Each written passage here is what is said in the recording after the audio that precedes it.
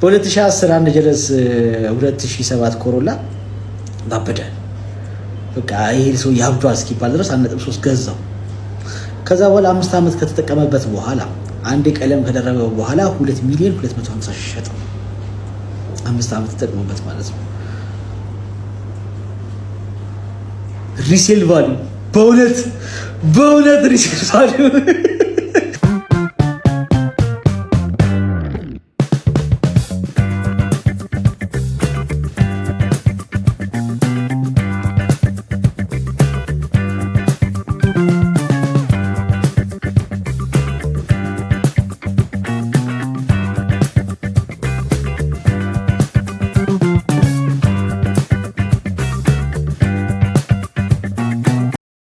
ሪሴል ቫልዩ ዛሬ ስለ ሪሴል ቫልዩ እናወራ። ብዙ ነገሮች በተለይ መኪና ላይ ሪሴል ቫልዩ ይባላል። ኧረ ይሄ ነገር ሪሴል ቫልዩ የለውም ምናምን የሚባል መጀመሪያስ የሪሴል ቫልዩ ትርጉምስ ምን ማለት ነው? የሪሴል ቫልዩ ትርጉም ማለት በድጋሚ መልሶ የሚወጣ ዋጋ ማለት ነው።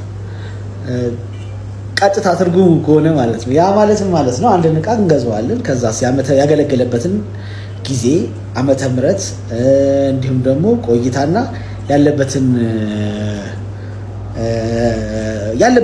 ሙሉ ሁኔታው ታይቶ እሱ ተቀንሶ ወደ ገበያ ወጥቶ እንኳን ለገበያ መዋል ከቻለ ምን ይባላል? ያ ነገር ሪሴል ቫልዩ አለው ይባላል። ምክንያቱም እነዚህ ነገሮች ሁሉ ተቀንሶ ወደ ገበያ ቢወጣ መሸጥ የማይችሉ ነገሮች ስላሉ ከዛ አንፃር ነው። ይሄ ከተጠቀምክበት በኋላ ምንም አይነት ሪሴል ቫልዩ የለውም የሚባል ነገር አለ። ይሄማ ሪሴል ቫልዩ አለው። የተጠቀምክበትን የተገለገልክበትን ያህል ቀንሰህ ብትሸጠው እንኳን መሸጥ ትችላለህ። ይሄ ነው ቀጥታ ትርጉም። ሌላ ምንም የተለየ ነገር የለውም። የኛ ሀገር ሪሴል ቫልዩስ ያበደጎ ነው የለም።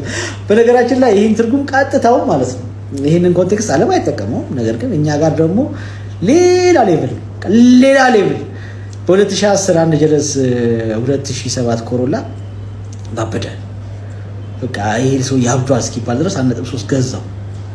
ከዛ በኋላ 5 ዓመት ከተጠቀመበት በኋላ አንድ ቀለም ከደረበው በኋላ 2 ሚሊዮን 250 ሺህ ሸጠው። 5 ዓመት ተጠቅሞበት ማለት ነው።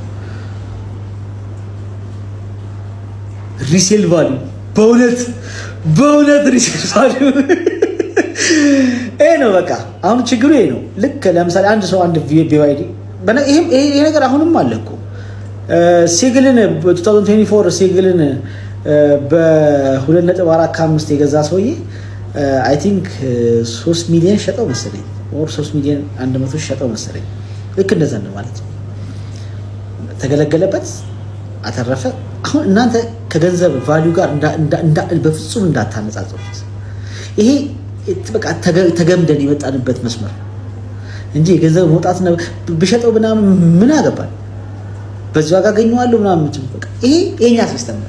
አንድ ዕቃ ለኛ በተለይ መኪና ሪሴል ቫልዩ አለው ለማለት ከገዛነው በኋላ ከተገለገልንበት በኋላ ጨምረን የማንሸጠው ከሆነ ይሄ ሪሴል ቫልዩ የለውም እንላለን። እንደዛ ግን አይደለም። የተገለገለበትን ያህል ትቀንስና የተጠቀምክበትን ያህልና ያለውን አቋም ታይቶ ነው ገበያ አስታወጣው። ከተሸጠ ይሄ ሪሴል ቫልዩ አለው ነበር ሌላ ዓለም። እኛ ጋር ግን አገልግሎ ዋጋውም ጨምሮ ሸጣለበት።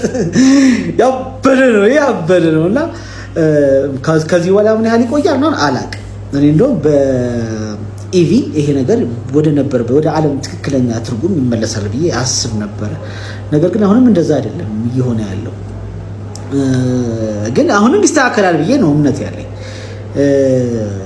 ኢቱም ልክ እንደዚሁ ማቀው አለ የገዛበት ዋጋ። ከዛ በኋላ ደግሞ እንደገና ሽጦ አሁን የዋና አፕ የገዛበትን ሳስበው ማለት ነው በቃ የሌለ ነው በቃ ዲፈረንሱ። ነገር ግን ያው የዋና አፑንም ሲገዛ ገበያው ይሸጥበት ከነበረው እንደገና የጨመረ ነገር አለ።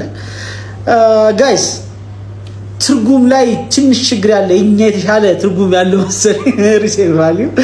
እነዛ ምንም እንደዛ አይደሉም። ለማንኛውም እናንተም እስኪ ሐሳብ አስተያየታችሁን አስቀምጡልኝ ስለ ሪሴል ቫልዩ። ወዳችኋለሁ፣ አከብራችኋለሁ። ሰሞኑን በተደጋጋሚ እየጠየቁት ያለው ጥያቄ ደግሞ የሲኖትራክ እና የኢቪ ጉዳይ ነው። ሲኖትራክ ያው እንዲገባ ቆሟል፣ ተከልክሏል እና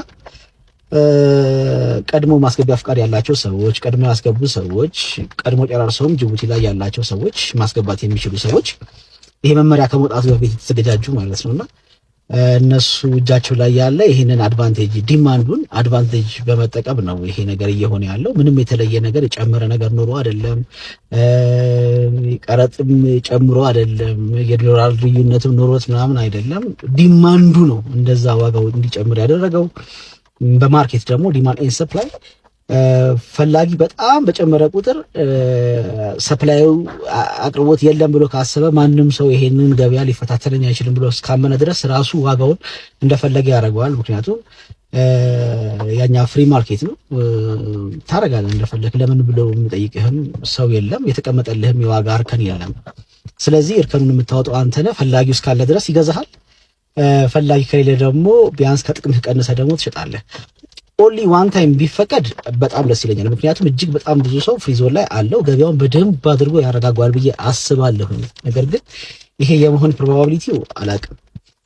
የተከለከለበትም ምክንያት ያን ያህል አጥጋቢ አይደለም። ቴክኒካል በሆነ ፕሮብሌም የሚል አለው። ነገር ግን እየገቡ ያሉትስ ከዛ ቴክኒካል ፕሮብሌሞች የጸዱ ናቸው ወይ ብለህ ከጠየቀኝ ምን የተለየ ነገር ኖሮት ነው የሚጸዳው?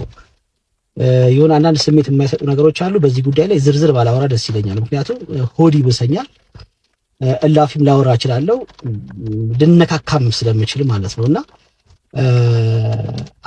አንድ ሰው የሆነ ቴክኒካል ፕሮብሌም አለበት የተባለው ዕቃ ለህዝብ ታስቦ ከሆነ ሙሉ ለሙሉ አገር ውስጥም ያለው ከውጭም የሚመጣው ሙሉ ለሙሉ ከገበያ ሆልድ ነው መደረግ ያለበት ወይስ ከአሁን በኋላ ማስገባት አይቻልም ነው የሚባለው?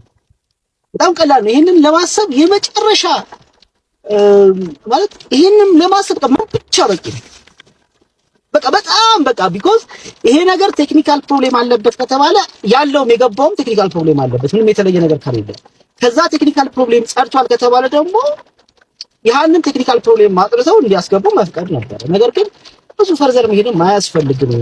አንዳንድ ሆድ የሚብሱ ነገሮች አሉ። በምንም ጉዳይ ተስፋ ቆርጬ አላውቅም እና ለነገም ተስፋ አልቆርጥም። ኢንሻአላህ ሁሉ ነገር ይስተካከላል። ሆድ አይብሰኝም። ትረዱኛላችሁ ብዬ አስባለሁ። ወደ ኢቪ ስመለስ አሁን እንግዛ ወይ ወላሂ ትንሽ ብትረጋጉ ደስ ይለኛል። ምክንያቱም 26 ገና መግባት አልጀመረም። ጅቡቲ ራሱ አሁን ነው እየገቡ ያሉት 26ቶች። ስለዚህ ትንሽ ብትረጋጉ 26 ከገባ 25ቱን በዛው ጋር ልትገዛው ስለማትችል 26ቱ ተቀራራቢ ስለሆነ ዋጋው ወይ የተወሰነ ጨምረ 26 ትገዛለህ እንጂ 25ቱን አትገዛ። የዛሬ ዓመት ዝካላችሁ 24ቱ ራሱ 25 እያሉ አሁን የኛ ሀገር ሙድ ደግሞ አለች፣ የደላላ ሙድ አለች።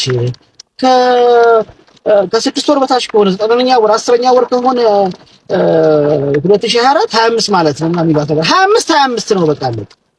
26 ከሆነ 26 ነው፣ ሌላ ምንም የለም።